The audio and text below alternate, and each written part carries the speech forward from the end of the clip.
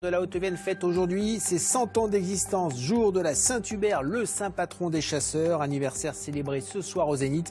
Pour l'évoquer, Bruno Fauvet, maître d'équipage des Beaux Couverts à Saint-Pardoux, est notre invité. Ne vous fiez pas à son titre, la pièce, je vous le disais dans les titres, la Fédération des chasseurs de la Haute-Vienne fête aujourd'hui ses 100 ans d'existence, jour de la Saint-Hubert, le saint patron des chasseurs. Une grande fête sera d'ailleurs organisée ce soir au Zénith. Bruno Fauvet, bonjour, vous êtes chasseur, maître d'équipage des Beaux Couverts à Saint-Pardoux. Pour nos téléspectateurs qui ne connaîtraient pas le terme, qu'est-ce qu'un maître d'équipage ? Le maître d'équipage, c'est le responsable de l'association. On est monté en association, on a une trentaine de membres. Et en fait, c'est le responsable de l'association et c'est lui qui prend les directives des chasses ou en dehors des chasses. Donc, et notamment, vous pratiquez la chasse à courre. Oui, voilà. Moi, je pratique la chasse à courre chez Équipage des Beaux Couverts. On est situé à Saint-Pardoux et on découple dans la voie du renard. D'accord. La chasse à courre, elle est toujours très pratiquée. Comment ça se passe ? Il y a plus de gens qui s'y mettent ou Oui, la chasse à courre, la vénerie en France est dans une dynamique florissante qui n'a jamais été égalée. C'est 390 équipages, c'est 7000 chevaux, 30 000 chiens. En sachant que plus de la moitié des gens sont dans le milieu rural, donc on a tissé dans le milieu rural quelque chose d'important. Et puis beaucoup de femmes. Près d'un veneur sur 3 est une femme en France. Comment vous expliquez qu'il y a un regain d'attractivité pour la chasse à courre ? C'est un mode différent. Déjà, il n'y a pas d'armes, donc effectivement, c'est plus facile.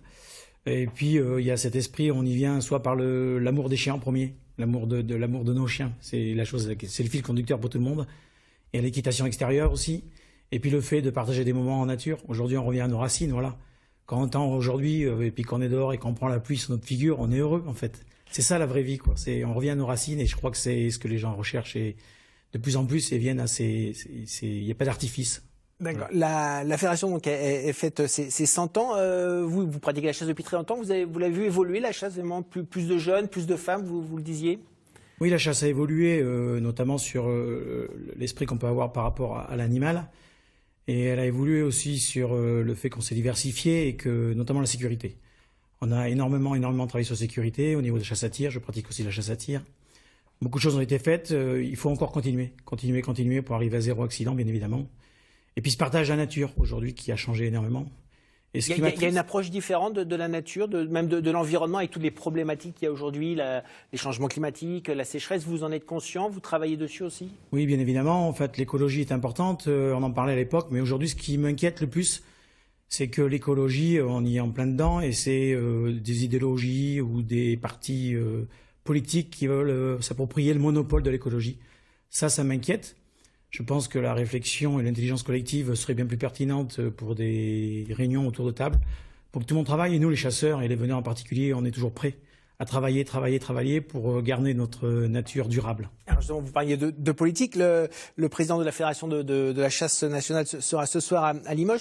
Les chasseurs, c'est un corps électoral qui est très recherché. Aux prochaines élections européennes de juin prochain, il y aura sans doute une liste des chasseurs qui est un peu d'ailleurs appuyée par le gouvernement, sans doute pour contrer le Rassemblement national. Comment vous expliquez que les chasseurs soient aussi sollicités par les politiques ? Les chasseurs, nous représentons 1 million de chasseurs. Avec un effet indirect, les familles, ça va beaucoup plus, ça peut se multiplier par 2, par 3, donc c'est un corps électoral intéressant. Et puis si une élection, par rapport à M. Schrein ce soir, pourquoi il crée sa liste, mais je pense que c'est qu'il y a un manque au niveau du milieu rural, c'est pas que les chasseurs. C'est au niveau rural, je pense qu'il y a des gens qui ne sont pas écoutés, et à force de ne pas les écouter, ils prennent des initiatives, ils créent une liste, ils montent des idées, et puis ils les défendent. On voit aux Pays-Bas que ces listes-là ont pris énormément d'ampleur.